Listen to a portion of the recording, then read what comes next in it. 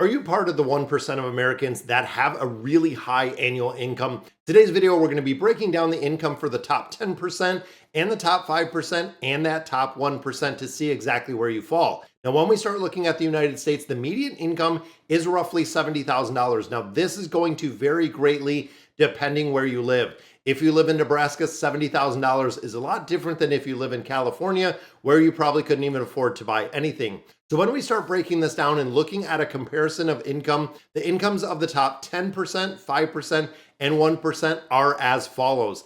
10%, you're looking at $268,000 a year on an annual basis, so pretty good. You're making $250,000. When you start looking at that top 5%, you're looking at $390,000, so a lot closer to $500,000.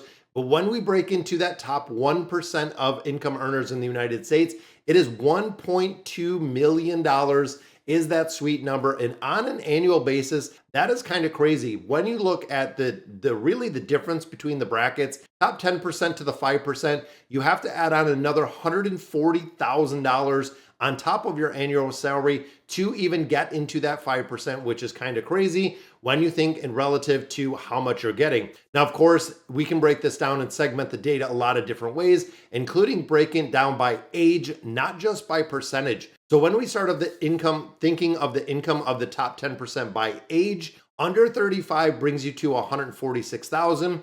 When you start getting up to my age bracket of 45, you start looking at 310,000 a year to be in that top 10%. When even you get north of that up to 65 years of age, you are looking at 254,000. So it does go down a little. And of course, that does give you the average of where we are for that top 10% of income earners. So when we look at this 1%, very interesting. So if you want to be part of that 1% under the age of 35, you're looking at 465,000. So under the age of 35, you're producing almost $500,000 a year, which is kind of crazy when it comes to the income.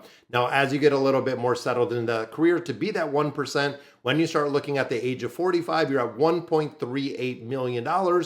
When you start looking at 55 plus, you're at 1.5.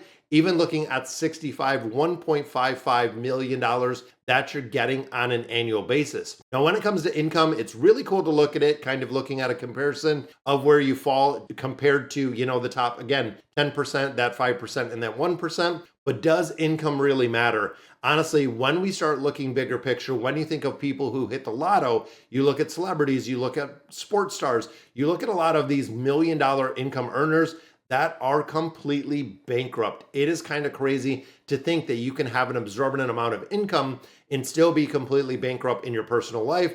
There's much more to than just that income to be successful. We're going to be breaking those down. Now, earning an average income can certainly help you financially the more money you earn, but a lot of times it is not everything. It is about how much money, what your net worth is, and what your savings rate is. That is really going to build you and build you wealth over a generation. So when you look at saving money and looking at income, you save money every single month. This is one of the big things. When you start thinking bigger picture, when you start thinking of our three buckets we talk about, where the first one is your income. So let's say you make $500,000 a year. Second one is your expenses. This is going to be the bucket that is going to make the huge difference in your life. If you're an individual making $500,000 a year and you're spending $500,000 a year, guess what? You don't have anything for IRAs. You don't have anything for 401ks. You're not saving anything at all. You have to save money.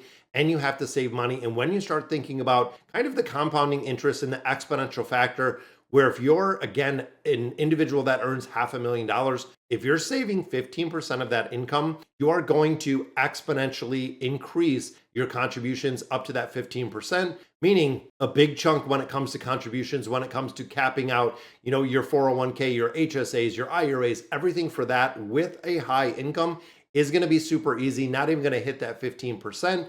And then the rest of it can go in brokerage accounts, a lot of other places that you can put it. And again, it's about not only the money that you generate, but it is about the money that you're keeping. When we start thinking about retirement, automating everything at this point, even personally, again, if you're making 50,000 or 500,000, the automation, the investing process, that is the way that you can go ahead and you can invest a little bit of money at a time and you can see gigantic returns when you actually get to retirement. When we start thinking of 401ks and IRAs, they are the good option to put your money into. Now, of course, this doesn't really clean the slate, regardless of how much you make. Having an emergency fund and making sure either that or you're working towards it is going to be imperative.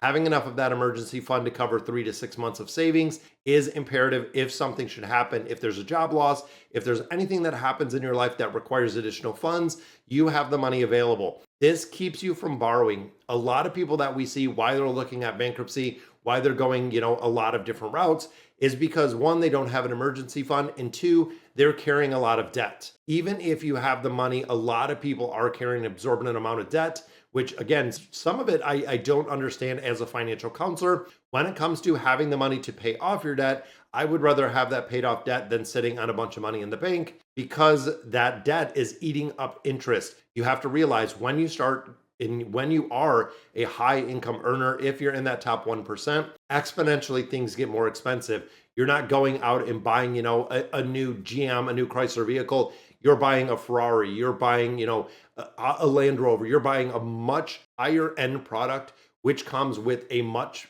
bigger interest payment. Not only the payment itself, but also the interest that is generated on that. But living a different lifestyle doesn't have to be so absorbent with the amount of money that you have. And of course, having money left over to spend on yourself. This is something that I feel when it comes to budgeting, when it comes to financial education, you have to make sure you take care of yourself. You are the income earner. Savings is important. Investing is very important, but you have to have some fun money. You have to have the ability to live your life, or a lot of people are going to start questioning exactly the reason before it. It is taking vacations. It is treating yourself to things. Really, your mental state of mind and your ability to produce the income is really reliant on what you do as an individual. Taking care of your health, taking care of your body, taking care of yourself gives you the ability to work and gives you the ability to work at a very high level. Now, high income earners can be a very impressive achievement when it comes to additionally earning money. 10% sounds amazing to be in, 5% sounds amazing, but income does not tell the whole entire story. When you look at someone that's making $500,000 a year, let's say you're that top 5%, and you could be working 80 to 100 hours a week, which we see, life feels miserable. It feels horrible. Even though you're generating a lot of income, it really makes a difference, the quality of life, and that's really what you do have to remember. Regardless of where your income is, what does the quality of life look like? Also, make sure that when you're raising your income, that you are investing more. If you're getting, investing 5%, you get a raise, bump that to 6%, go to 7%.